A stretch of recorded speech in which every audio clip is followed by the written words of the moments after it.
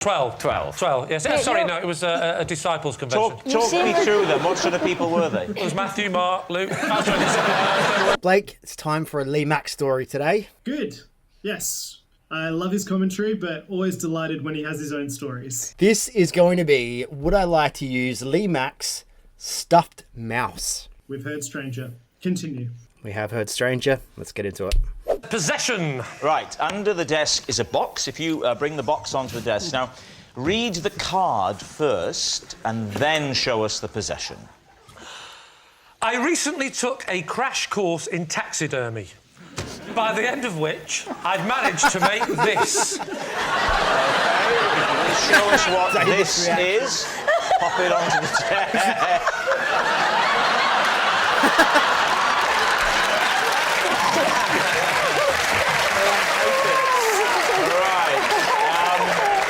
David's team, where would you like to begin? What is it? I can't see. Can we have a proper look? That, Sheila, is what I call mouse on a skateboard.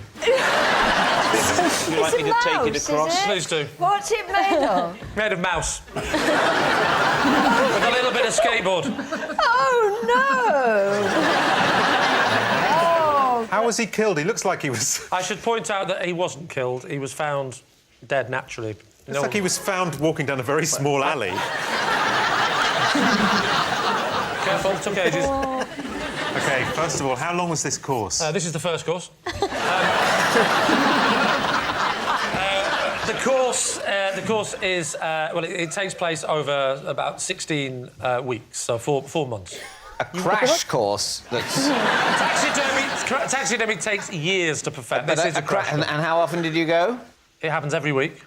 Once a week. For 16 weeks. That's not a crash course. That's an evening class. No, that's in relation to the proper course to become a professional taxidermist. Well, that goes on for 25 years and you meet once every 6 months? That takes 4 years, or until the animal dies. Can you... How did you do that mouse? Basically, I found a mouse. Where? There, on the stair.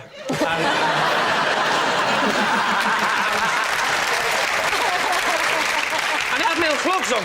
I found the mouse actually in the cage which it was kept in because it was my child's pet. And it was skateboarding? No, it wasn't skateboarding. My son was a skateboarder, and that's why he wanted the mouse on the skateboard. What did you do with the mouse that you found? Well, the first thing I did was I had to break the news to my son, and I said, your mouse is dead. So that was that covered. And then he said, oh, I don't want to lose him forever. And I said, in that case, it's the crash course at the taxidermy. So wait a minute, the mouse dies. Correct. You have a conversation with your son. What are we going to do? Let's stuff him. I know. I'll learn. I won't get a professional animal stuffer. That's because I'll learn to do it. You ring up the course. They say there happens to be a 16-week course starting next week.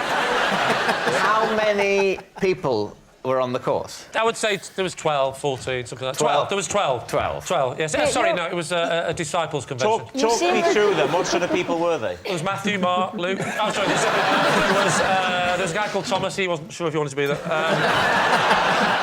us what you do. The first thing you've got to do is always check that the mouse is actually dead. So, sorry, it's always a mouse. This course is just for mouse stuffers. No one had anything else they wanted to do. So everyone, all 12 of you turn up, sit down, get your mouse out. You've got to remember that it's an introductory course. There was one guy, just one guy, Brian. A good entry turned up with a giraffe. He turned up, you want the advanced course, mate, because we can't do this in 16 weeks. Next door, the one that's got the Velux windows. You can only stuff a giraffe if you've got Velux windows. That's the first thing you learn. What did you scoop the inside out? Thank you. Is someone finally interested in the art form? First thing you've got to do is get rid of the inside of the mouse. How? How'd you do that? How? Good question, Sheila. You get a sharp blade and you make an incision from the back of the skull all the way down to the tail. So what happens when you make that incision down the spine? Down the spine, yeah. So that now I can only be described as a very, very horrific pop-up book. Because I opened it up like that. and it's not a pretty sight. I would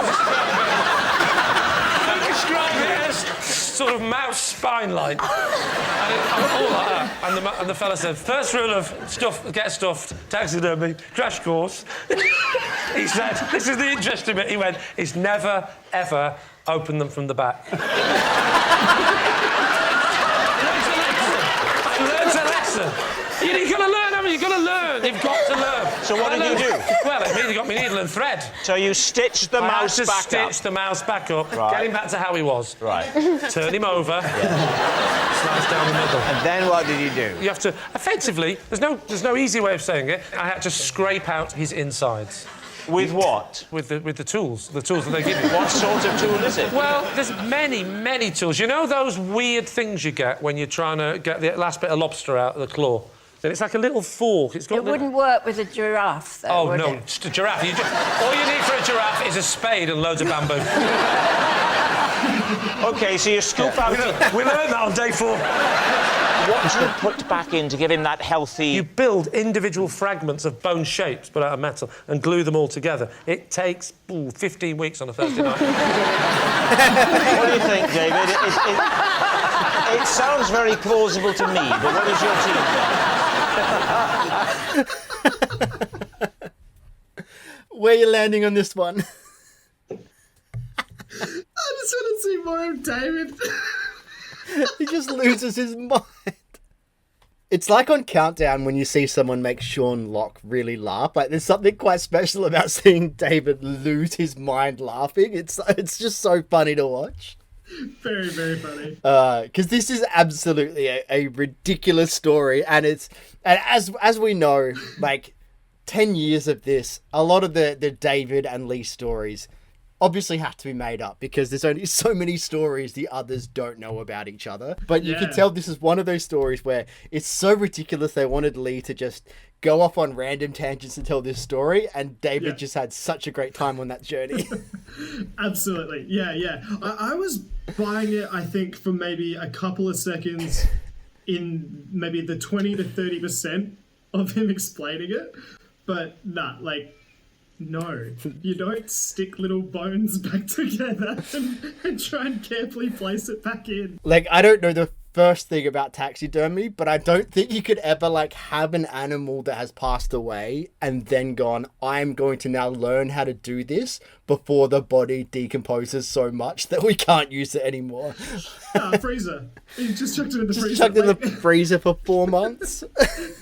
But yeah, and that was the great thing, I think, with Lee Mack is he's just so quick-witted. Yeah.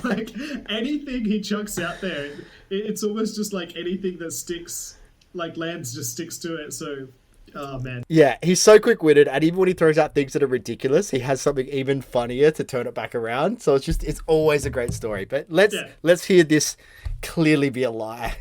Sheila, what do you think? No, I think it's a lie. You think it's a lie? I can't see why anyone wouldn't believe that. I don't think there's any level on which any of us believe that. They're saying it's a lie. Lee, Yeah. is it the truth or is it a lie? Please be true.